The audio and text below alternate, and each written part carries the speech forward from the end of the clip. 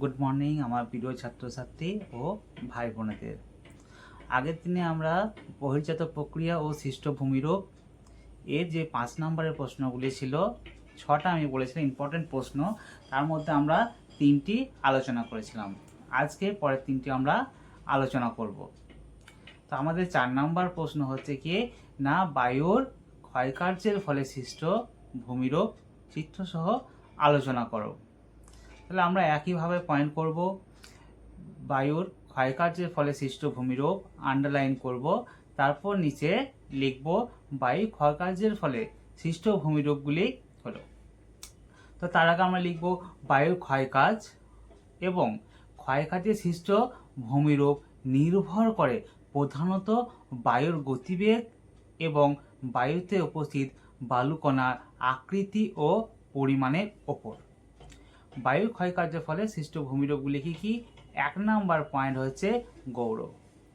মরু অঞ্চলে বায়ুর অবঘর্ষ ক্ষয়ের ফলে কোনো বৃহৎ শিলাখণ্ডের তলদেশ যদি অধিক পরিমাণে ক্ষয়প্রাপ্ত হয়, তাহলে উপরের দিকটা চওড়া থেকে যাচ্ছে এবং নিচের দিকটা ক্রমশ সরু হয়ে যে ব্যাঙের ছাতার মতো সৃষ্ট ভূমিরূপ সৃষ্টি করে তাকে বলা হয় গৌর। অর্থাৎ মরুভূমিতে বা মরুপ্রায় অঞ্চলে যদি কোনো কঠিন শিলা ও নরম শিলা যদি পাশাপাশি অবস্থান করে, একদিকে কঠিন শিলা তার উপরে নরম শিলা যদি পরপর যদি অবস্থান করে, তাহলে কঠিন শিলা অপেক্ষা কোমল শিলা কি দ্রুত ক্ষয়প্রাপ্ত হয়ে পড়ে।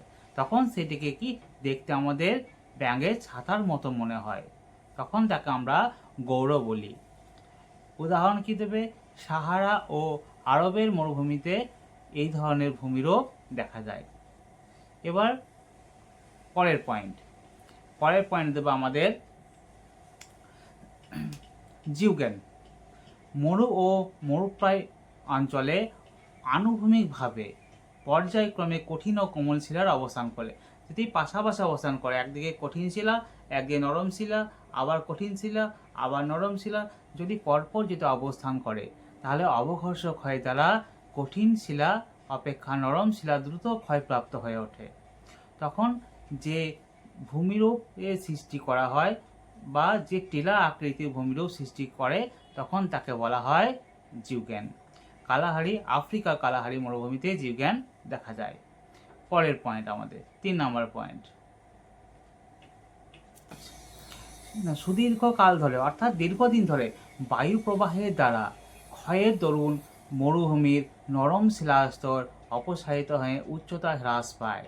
নরম শিলা কি হয়েছে না, আস্তে আস্তে ধীরে ধীরে ধীরে ধীরে ক্ষয়প্রাপ্ত হয়ে সমগ্র ভূভাগটি কি সমতল ভূমিতে পরিণত, উঁচু থেকে আস্তে আস্তে নিচু হয়ে একদম সমতল ভূমির মতো যে ভূমিরূপটা সৃষ্টি করে, তখন তাকে বলা হয় আমাদের মরু সমপ্রায় ভূমি বলা হয়।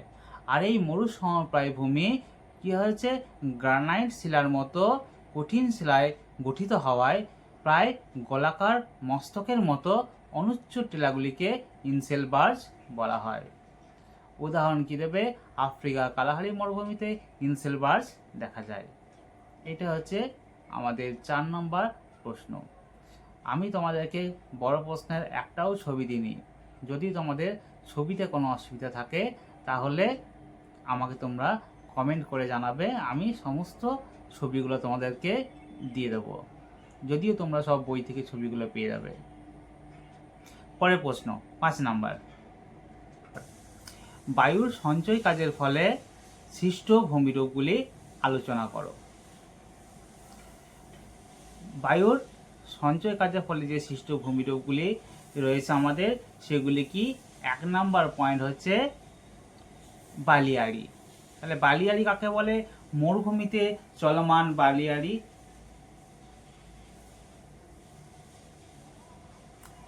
5 নম্বর প্রশ্ন, বায়ুর সঞ্চয় কাজের ফলে সৃষ্ট ভূমিরূপগুলি চিত্রসহ আলোচনা করো।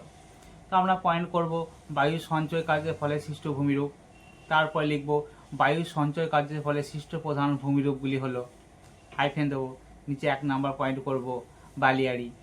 মরুভূমিতে চলমান বালির স্তূপকে বলা হয় বালিয়াড়ি। এগুলি সাধারণত 3 থেকে 5 মিটার পর্যন্ত স্থান পরিবর্তন করে। আর বালিয়াড়িকে আমরা দুটি ভাগে ভাগ করি। বালিয়াড়িকে কটা ভাগ করি? দুটি ভাগে। 1 নম্বর বারখান। বায়ুর প্রবাহ পথে আড়াআড়িভাবে অবস্থিত অর্ধচন্দ্রাকৃতি বালিয়াড়িগুলিকে বারখান বলা হয়। বারখান শব্দের অর্থ বালির পাহাড়। বারখানের দুই প্রান্তে দুটি অর্ধচন্দ্রাকৃতি সিংহের মতো শিরা অবস্থান করে বা দেখা যায়। এবার 2 নম্বর ভাগ, শিফ বালিয়াড়ি বা অনুদৈর্ঘ্য বালিয়াড়ি। বায়ু প্রবাহের সমান্তরালে দীর্ঘ ও সংকীর্ণ শৈলশিরার মতো বালির পাহাড়গুলিকে শিফ বালিয়াড়ি বা অনুদৈর্ঘ্য বালিয়াড়ি বলা হয়। এই বালিয়াড়ি অনেকটা তলোয়ারের মতো দেখতে হয়। এই বালিয়াড়ি অনেকটা কিসের মতো দেখতে হয়? তলোয়ারের মতো দেখতে হয়। উদাহরণ, ভারতের থর মরুভূমিতে এই ধরনের ভূমিরূপ অর্থাৎ শিফ বালিয়াড়ি দেখা যায়। এবার মেন পয়েন্ট বালিয়াড়ি করেছিলাম। পরের মেন পয়েন্ট লোয়েস সমভূমি। লোয়েস শব্দটি প্রথম ব্যবহার করেন ভন রিকটফেন। হলুদ বর্ণের শিথিল সূক্ষ্ম পলিকণাকে লোয়েস বলা হয়। অর্থাৎ লোয়েস কথার অর্থ হচ্ছে হলুদ বর্ণের শিথিল সূক্ষ্ম পলিকণাকে লোয়েস বলে। আর এই কথাটি প্রথম কে ব্যবহার করেছিলেন? ভন রিকটফেন। লোয়েস কথার অর্থ হচ্ছে স্থানচ্যুত বস্তু, অর্থাৎ এক স্থান থেকে উড়ে গিয়ে অন্য স্থানে যখন বালিগুলো চলে যায়, দিয়ে সেখানে কোনো নিচু স্থান থাকলে সেটা যখন ভরাট হয়ে যায় তখন সেখানে আমাদের লোয়েস সমভূমি সৃষ্টি করা হয়। এর বৈশিষ্ট্য, কয়েকটা বৈশিষ্ট্য রয়েছে। বৈশিষ্ট্য হলো কী কী আমরা দেখে নিই।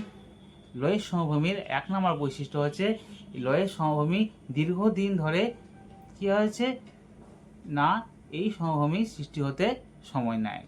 লোয়েসটা হচ্ছে দীর্ঘদিন সময় নেয় এই সমভূমি সৃষ্টি করতে।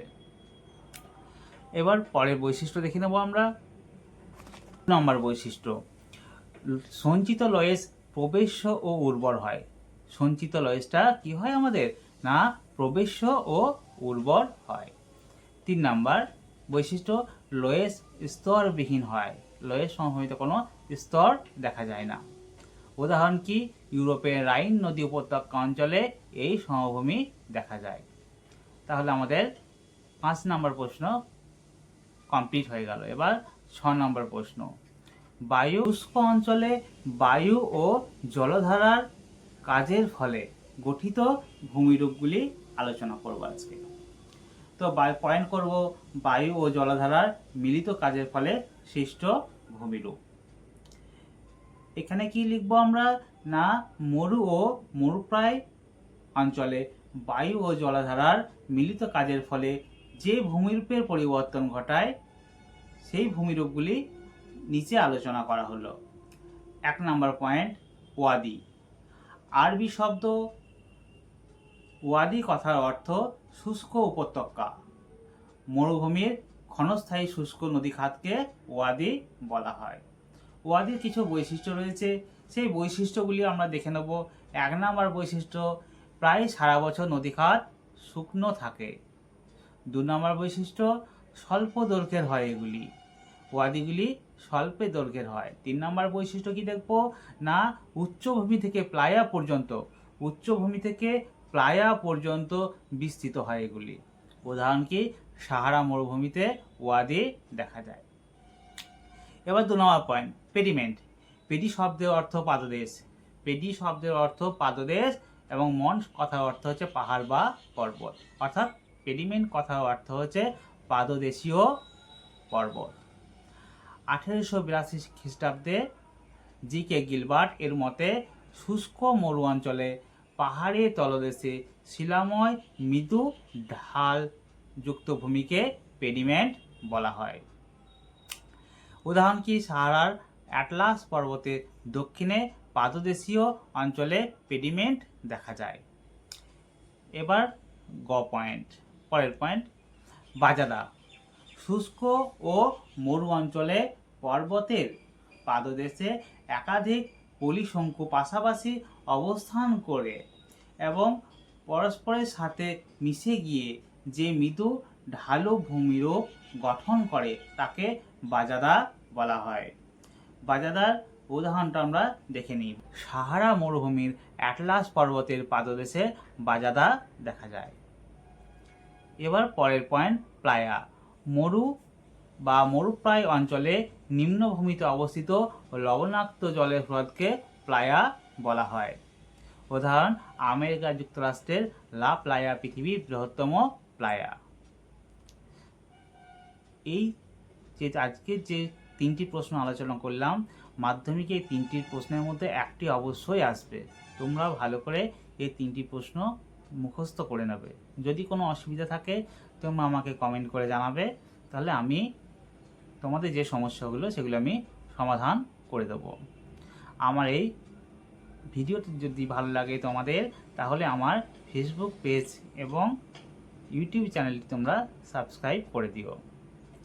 আমি যে বোঝালাম, এবার বোঝানোর পরে তোমাদেরকে যে কোশ্চেনগুলো আলোচনা করলাম, সেই কোশ্চেনগুলো এবং উত্তরগুলো তোমাদেরকে আমি এই ভিডিওর নিচে দিয়ে দিচ্ছি তোমাদেরকে।